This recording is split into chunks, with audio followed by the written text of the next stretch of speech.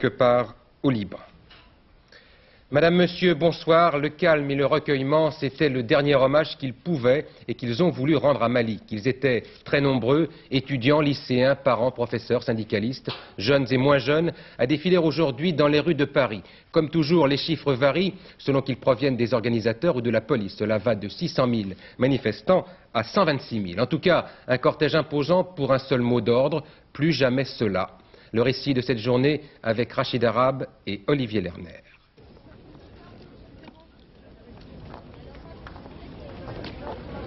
De Denfert Rochereau à la Nation, ils ont peint sur les boulevards parisiens les traces de la mort.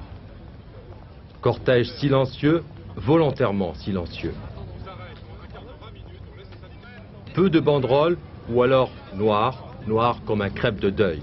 Le deuil de Malik Oussekine, mort après un violent matraquage la semaine dernière, le même jour qu'Abdel Ben Yahya, tué par un policier ivre à Pantin, loin des manifestations étudiantes. Les organisateurs avaient malgré tout tenu à associer ces deux morts, symbole pour eux de la même violence policière. Unité des étudiants et des lycéens contre la violence, mais ils n'étaient pas seuls. Des syndicats ont tenu à être à leur côté. La CGT, la CFDT, la Fédération de l'éducation nationale, des hommes politiques aussi. Pour éviter tout dérapage entre manifestants et forces de l'ordre, des magistrats, des avocats, des médecins, un casque blanc sur la tête, tout un symbole. Arrivé place de la Nation, alors que la fin du cortège démarrait à peine de Denfert Rochereau, 6 km plus haut, les manifestants se sont rassemblés pour écouter de très nombreux témoignages, dont celui de la famille Oussekine, qui a reçu des télégrammes de soutien venus de l'Europe entière. Ils veulent aussi, aujourd'hui, c'est donc toute la population qui s'est sentie concernée. Et pour ne pas oublier, elle dit avec nous, il faut une commission d'enquête indépendante afin de faire la lumière sur les responsabilités de cette répression. Dispersion sans aucun incident, jusqu'à présent, les étudiants ont réussi leur pari, une manifestation de masse sans violence. Effectivement, l'interrogation et la crainte des organisateurs, c'était bien sûr les risques de débordement à la nuit tombée en queue de manif, comme on dit. La police avait décidé de demeurer discrète pour éviter tout incident. Alors, où en est-on 2 heures après l'ordre de dispersion? François Cornet, le point avec vous en direct de la Nation. Eh bien, la dispersion se poursuit dans le calme et sans incident ici, place de la Nation, pratiquement vide à cette heure-ci de manifestants. Contrairement aux Invalides, jeudi dernier, aucune force de l'ordre en effet n'est ce soir présente et les consignes des organisateurs aux manifestants de ne se livrer à aucune provocation est pour l'instant scrupuleusement respectée. Il n'y a aucune raison maintenant pour que les choses dégénèrent, malgré un groupe isolé qui se dirige actuellement vers la Bastille à l'hôtel de ville. Et l'on peut dire que la coordination étudiante a atteint son objectif. Plus jamais ça était le mot d'ordre de cette manifestation contre la violence et à la mémoire de Malik, un espoir et un cri présente aujourd'hui dans les cœurs et dans les faits. Ici, la place de la Nation, à vous Bernard Rapp. Voilà, tout était donc calme ce soir, tout est donc calme ce soir, mais la mobilisation n'était pas limitée à Paris, il y avait d'autres cortèges tout aussi calmes et recueillis dans les grandes villes de province où étudiants et lycéens avaient appelé à manifester. Le point province avec Jean-Michel Mercurol.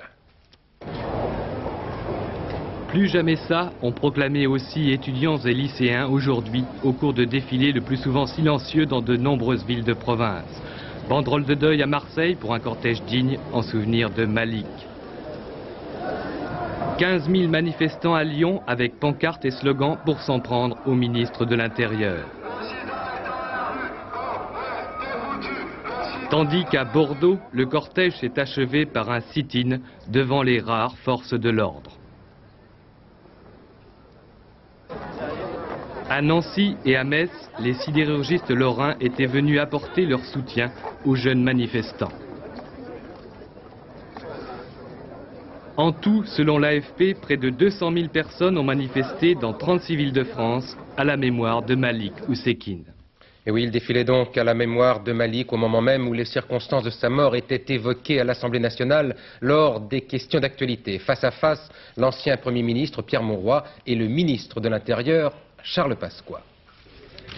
C'était un étudiant comme tous les autres. Il s'appelait Malik. Et c'est bien là une des réalités de la France d'aujourd'hui. Depuis l'école maternelle jusqu'à l'université, les enfants de France, d'où qu'ils viennent, travaillent ensemble, se reconnaissent et s'aiment. Il n'est pas question pour eux d'exclure Paul ou Jacques, et pas davantage Yasmina ou Malik.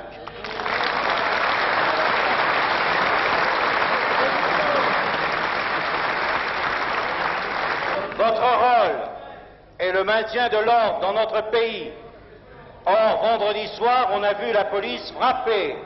Un homme est mort. Samedi soir, on a vu des policiers manifestement sans ordre laisser faire les casseurs pendant plusieurs heures. Pourquoi, monsieur le ministre de l'Intérieur? Ce que j'ai à dire, c'est que ça fait vraiment récupération politicienne.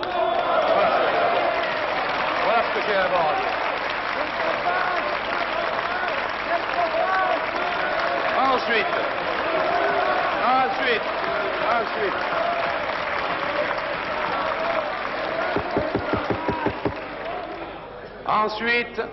Ensuite, c'est vrai que la mort de ce jeune étudiant nous a tous touchés.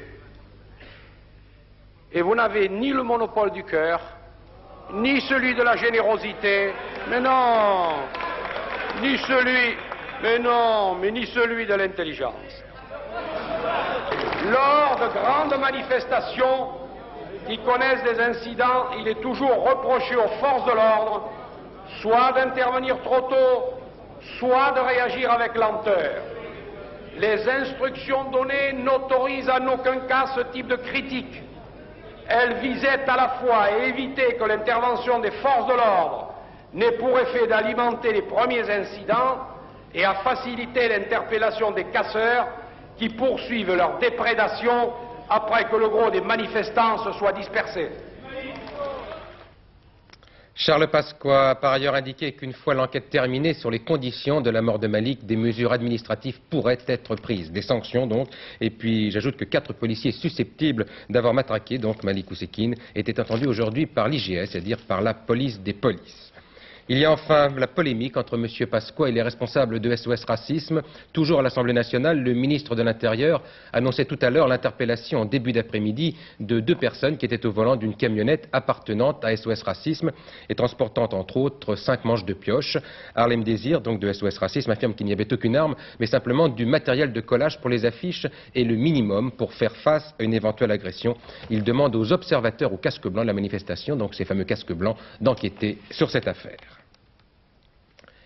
Hier soir, François Mitterrand déclarait qu'il se sentait en phase, sur la même longueur d'onde que les étudiants et les lycéens.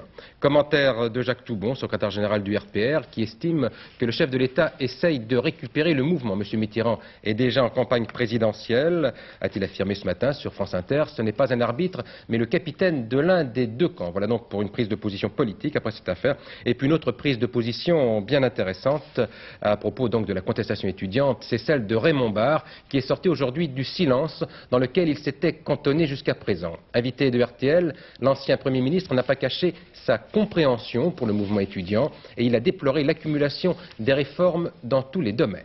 Monsieur Barre. La première attitude que nous devons avoir devant ce mouvement, c'est une attitude de compréhension.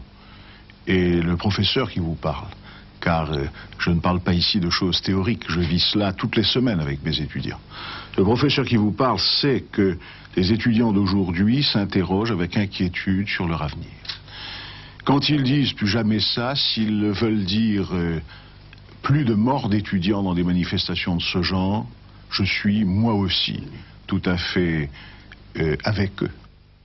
On m'a dit que le président de la République était très satisfait hier soir de ce qui se passait, très satisfait de sa position, très satisfait du Premier ministre et de ses ministres. Si tout le monde est content, pourquoi voulez-vous que j'ai l'esprit contrariant? Mais à votre avis, qui en bénéficie le plus, François Mitterrand ou Raymond Barre?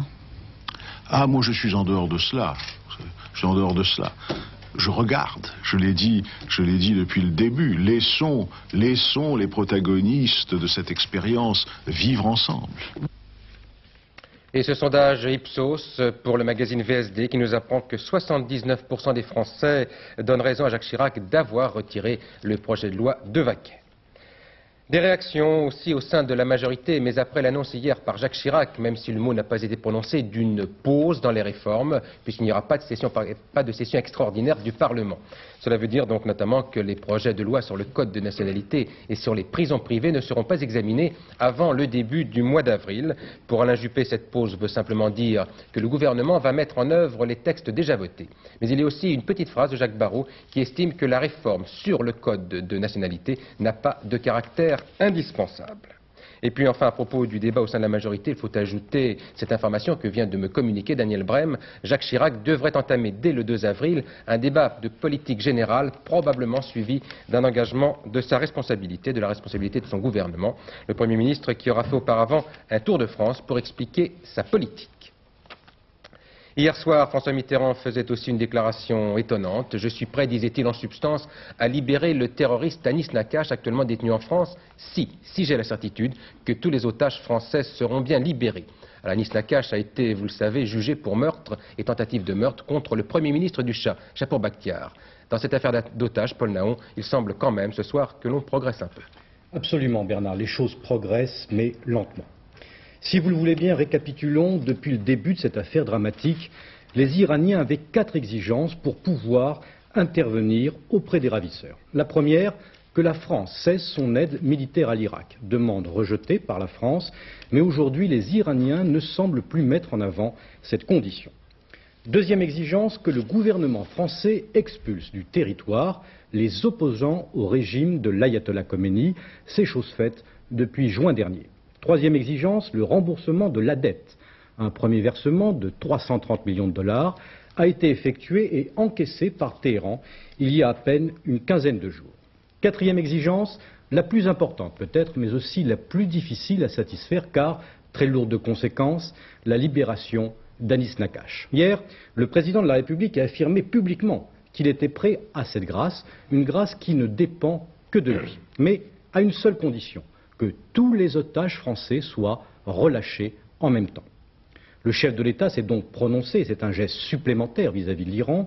De plus, François Mitterrand et Jacques Chirac ne semblent pas soumettre aux affres de la cohabitation le problème des otages français détenus au Liban. Aujourd'hui donc, le gouvernement français, après tous ces actes publics et très concrets, est en droit d'attendre la réciproque promise par Téhéran, mais il faut bien le reconnaître ce soir, ces gestes tardent à venir. Comme prévu, le Conseil des ministres a adopté ce matin 2 ordonnances destinées à améliorer l'emploi. La première porte réforme de l'ANPE, l'Agence nationale pour l'emploi, en prévoyant notamment l'extension du service de placement. Nous avons présenté les grands points de cette réforme hier soir. La seconde ordonnance précise l'aménagement du temps de travail. Les principales mesures décidées aujourd'hui sont maintenant détaillées par Véronique Auger.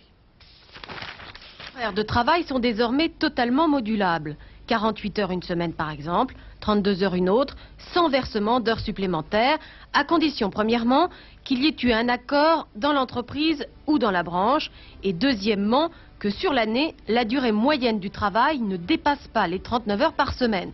S'il y a dépassement, il sera payé en heures supplémentaires, en repos ou en formation. Autre point de l'ordonnance, le travail en continu peut être maintenant autorisé pour raisons économiques et non plus seulement pour raisons techniques. Ceci sous réserve d'une négociation dans la branche et d'une autorisation de l'administration. Enfin, les femmes vont avoir le droit de travailler la nuit partout où la production l'impose. L'ordonnance demande cependant 2 garde-fous. Le travail de nuit doit d'abord être négocié dans la branche et ensuite dans l'entreprise. Les syndicats sont hostiles à ce projet. D'abord parce que contrairement à la loi votée sous le gouvernement Fabius, la modulation des horaires est cette fois possible même sans réduction du temps de travail. Ensuite, parce qu'il n'y a plus besoin d'un accord de branche, mais simplement d'un accord dans l'entreprise pour appliquer la modulation. Or, les salariés d'une entreprise sont souvent mal organisés, donc plus faibles face à l'employeur.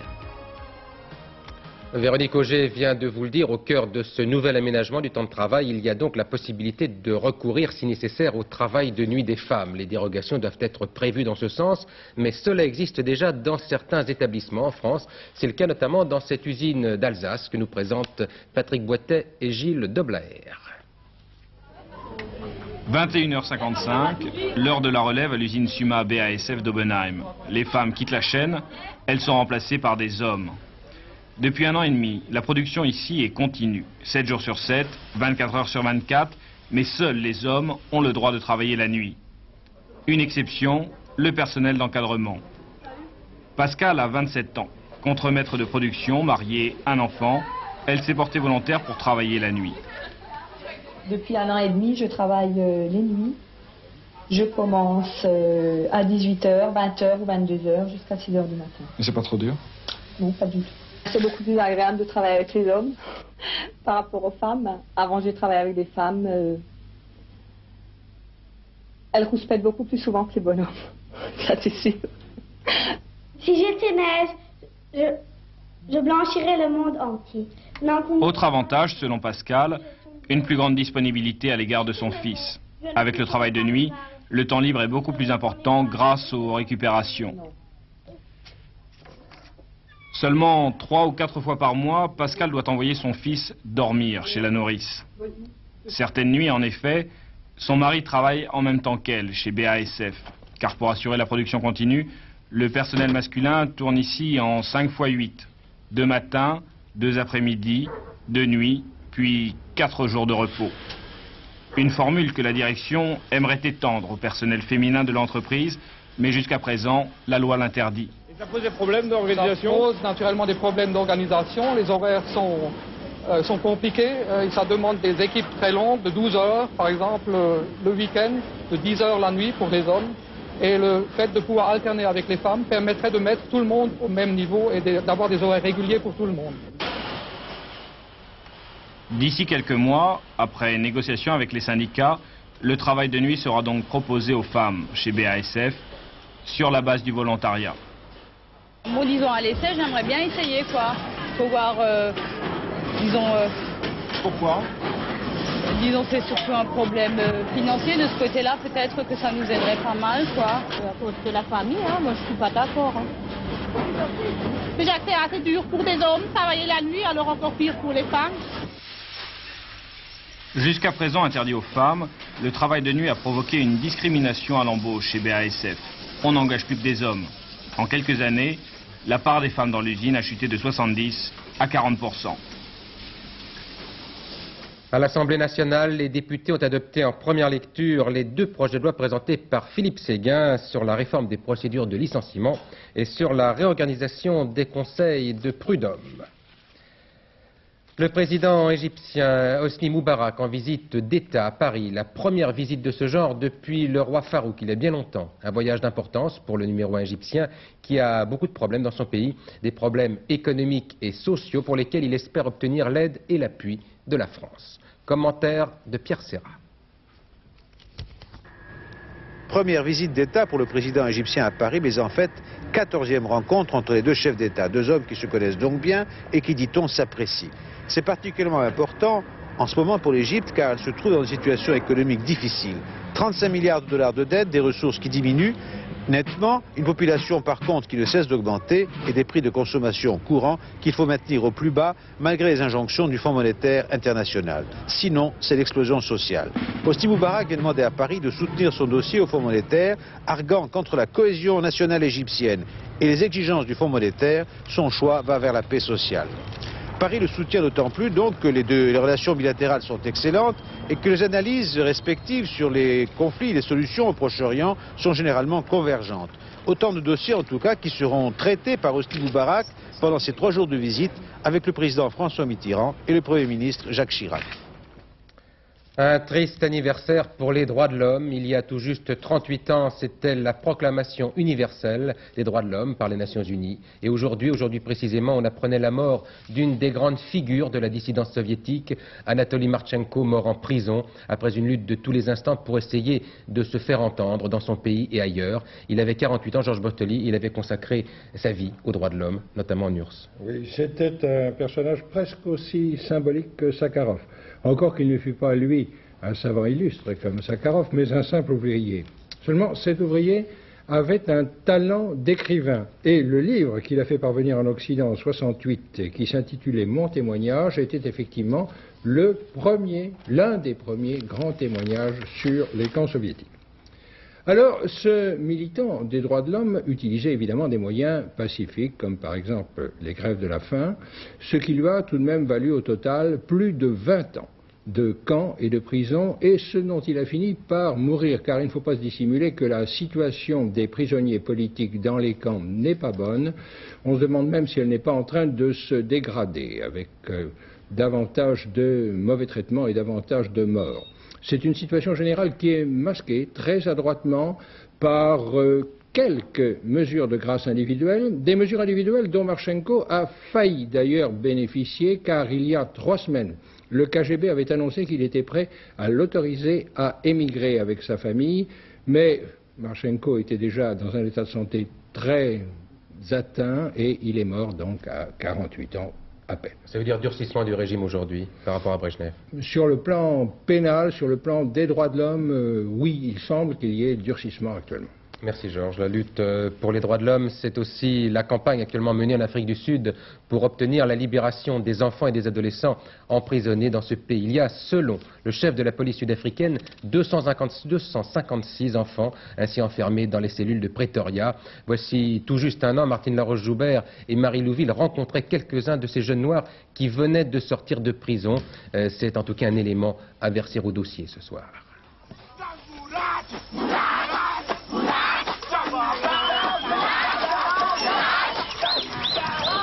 Une danse, le toy-toy, une danse de liberté.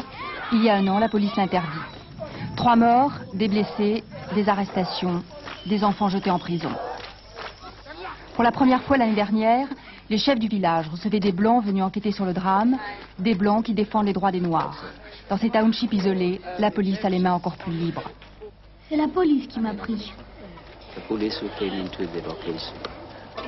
Étiez-vous dans votre maison ou dans la rue? Non, j'étais chez moi. J'étais en train de dormir avec mes frères et sœurs. La police est entrée dans la chambre et ils m'ont dit de m'habiller. Je suis accusée de violence publique et j'ai passé 30 jours en prison. Et puis, je suis allée devant la cour. Ils m'ont placée sous surveillance pendant 4 ans. On m'a dit que pendant que vous étiez en prison, la police avait lancé des gaz asphyxiants dans les cellules. Est-ce que vous pouvez me parler de ça? Oui, on chantait la chanson de la liberté, mais on nous empêchait de faire du bruit. Alors, les policiers nous ont lancé des gaz. Dans l'autre cellule, à côté, il y avait des gens qui criaient. J'ai été malade, je n'ai jamais vu de docteur et mes parents n'ont pas été autorisés à me voir. Je venais d'acheter du pain, je rentrais à la maison. La police m'a suivi, des hommes blancs avec des fusils. Et puis, j'ai reçu un coup dans mon dos qui m'a fait tomber par terre. Depuis un an, les emprisonnements se sont multipliés. 3500 enfants et adolescents de moins de 18 ans en ce moment dans les prisons, selon le comité de soutien des parents des détenus. Nous pensons que ces adolescents sont terriblement traumatisés par les violences qu'ils subissent et à moins que ça ne s'arrête, cette génération montante ne sera pas préparée à résoudre dans le futur le problème sud-africain par des voies pacifiques. Alors que la génération présente souhaiterait s'asseoir autour d'une table et parler. Un procès exemplaire et dramatique au tribunal de Nanterre. Le procès d'un homme qui a tué une jeune fille simplement parce qu'il avait trop bu et qu'il avait ensuite pris le volant. Un accident qui brise une famille, qui brise un homme et qui donne décidément à réfléchir. Commentaire de Paul Lefebvre. Elle était ravissante, elle avait 22 ans, elle s'appelait Anne, elle est morte, brûlée. Une nuit de juin, le tunnel de Saint-Cloud, l'autoroute avant Paris, les fils bloqués, le bouchon habituel, Anne s'est liée à l'arrêt dans sa petite voiture. Arrive une grosse voiture, 110, 130, 150, en tout cas vite. Le choc, derrière, énorme. La petite voiture brûle et Anne aussi. Suivent 83 jours, dit le professeur Jean-Paul Clos, qui pourtant soigne chaque matin, 83 jours d'horreur, d'agonie, puis ensuite, peut-être enfin, la mort. Le chauffard, comme on dit, Michel Barrot, 37 ans, honnête homme, bon conducteur, jamais condamné. Ce soir-là, il revenait d'un dîner, 4 ou 5 verres de vin plus un alcool. 1,32 g d'alcoolémie, c'est-à-dire pas l'ivresse, mais précisément la zone dangereuse où l'alcool vous rend sûr de vous, sûr de moyens que réellement on n'a pas. L'alcool qui gomme la conscience durant 3, 4, 5 secondes qui manquent finalement pour freiner à temps.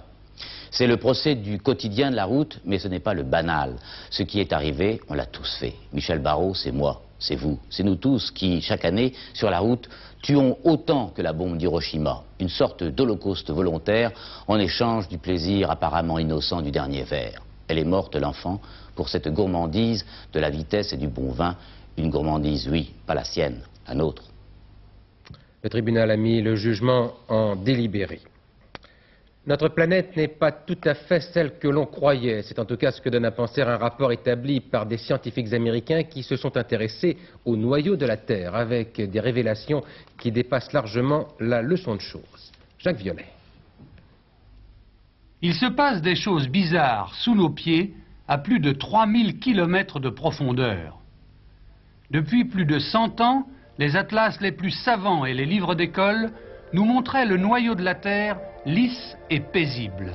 Eh bien, pas du tout sous la croûte terrestre. Ce noyau, le cœur de notre Terre, est craquelé, littéralement labouré de profondes vallées ou hérissé de montagnes. C'est en analysant les résultats de centaines de tremblements de terre, comme ici récemment au Japon, et en réalisant une tomographie sismique, c'est-à-dire une espèce de radiographie qui coupe la Terre en tranches, que des scientifiques américains ont découvert ces dépressions. Sous la mer des Philippines, par exemple, le noyau du globe est creusé d'un ravin de plus de 9000 mètres. À l'opposé, sous le golfe de l'Alaska, c'est une énorme montagne de près de 10 km. Cette découverte permettra peut-être de mieux connaître les mouvements de la croûte terrestre, de prévoir les tremblements de terre. Partout à la surface du noyau, il existe des dépressions, mais elles n'empêcheront pas la Terre de tourner rond. C'est aujourd'hui qu'est parti le bateau Critère de Philippe Monnet, qui tente de battre le tour du monde en solitaire et sans escale d'Alain Colas. Monnet qui se prépare ici à son départ, Colas qui avait ainsi traversé les océans en 162 jours. Départ aujourd'hui donc pour Critère, retour prévu de Monnet vers le 20 avril prochain, après avoir doublé les 3 caps, Bonne-Espérance, Tasmanie et le cap Horn. Il me reste à vous donner les pronostics de Pierrette Bresse pour le quartet qui se court demain sur l'hippodrome de Vincennes. Il y a 20 partants et Pierrette vous propose de jouer le 18, le 20, le 12, le 16, le 14, le 8, le 17 et le 19.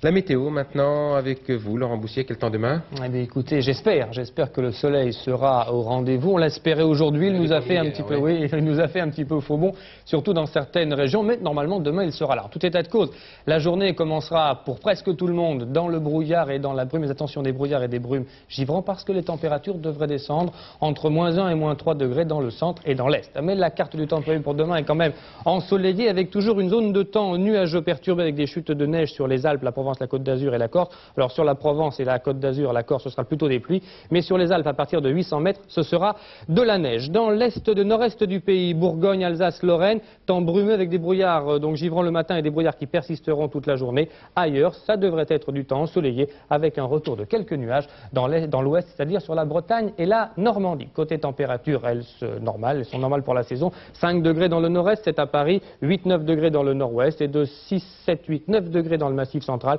jusqu'à 12, 13, 14 et même 15 degrés à Ajaccio encore sur les températures tout à fait normales pour un mois de décembre. Demain justement, ce sera le 11 décembre, le soleil se lèvera à 8h35, se couchera à 16h52, une petite minute de soleil en moins, ce sera la Saint-Daniel. D'autres informations, d'autres développements, d'autres commentaires dans le tout dernier journal, ce sera avec Philippe Arroir et ce sera aux environs de minuit. Voilà, il me reste à vous dire à demain soir 20h et vous souhaiter une très bonne soirée sur Antenne 2. Bonsoir, à demain.